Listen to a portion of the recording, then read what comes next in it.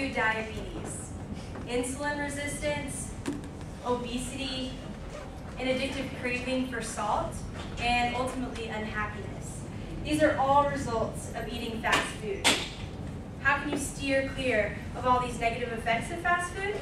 Cut it out of your diet completely. Eating fast food causes many health problems.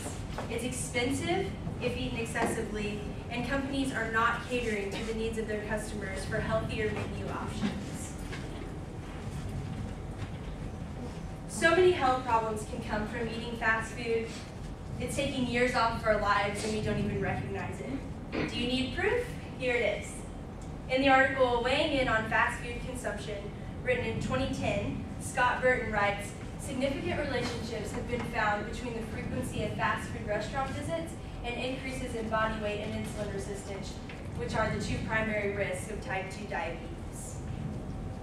Even though parents are aware of these risks, they still feed their children fast food, starting at a young age, maybe for time's sake or for convenience. Hung Hao Chang writes in his article in 2006, Childhood Obesity and Unhappiness, that fast food and soft drink consumption tend to be positively associated with children's increased risk of being overweight, but they are also negatively associated with their degree of unhappiness. So now that we are aware of the health risks of fast food, let's discuss the amount of money that we spend on this unhealthy habit. You may not even realize how much money you're spending on fast food, whether you're ordering off the dollar menu one day or buying a full meal the next. Going back to an article mentioned earlier, Scott Burton's Weighing In on Fast Food, he writes that $600 billion is spent over the course of just 1 year in America on fast food. That's a lot of money to spend on something that's not even good for us.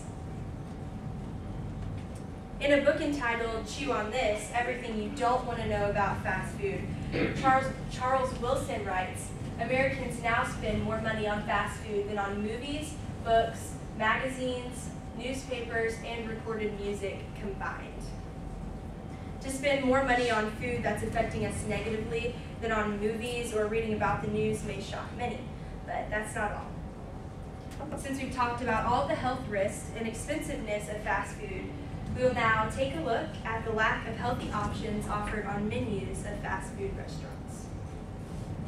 Sure, you can get a salad or a parfait or fruit, but you can't live on that if all you have time to eat is fast food in the midst of a busy life. This is why fast food restaurants should offer healthier choices. According to the New World Editor's book, How McDonald's Got Its Groove Back, the moral is, whatever the core product of your business, be it food or footstools, you can't afford to stint on product development to keep up the changing tests. Failing to put the necessary energy and resources into consumer research or refusing to adapt quickly, that's the surest way to make your company and your product passe. All of this to say, if fast food would adapt to the culture and add healthier options to the menu, they'd receive more business and not have such a bad reputation for causing such a negative effect on their consumers.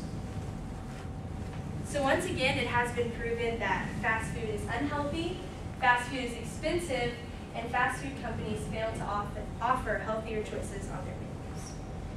I'm going to close with a book that some of you have probably heard of. It's called Fast Food Nation by Eric Schlosser, and he states, fast food has joined Hollywood movies, blue jeans, and pop music as one of America's most prominent cultural exports. Unlike other commodities, however, fast food isn't viewed, read, played, or worn. It enters the body and becomes part of the consumer. No other industry offers, both literally and figuratively, so much insight into the nature of mass consumption. So let's put an end to this negative epidemic taking place among our culture and affecting the lives of our children.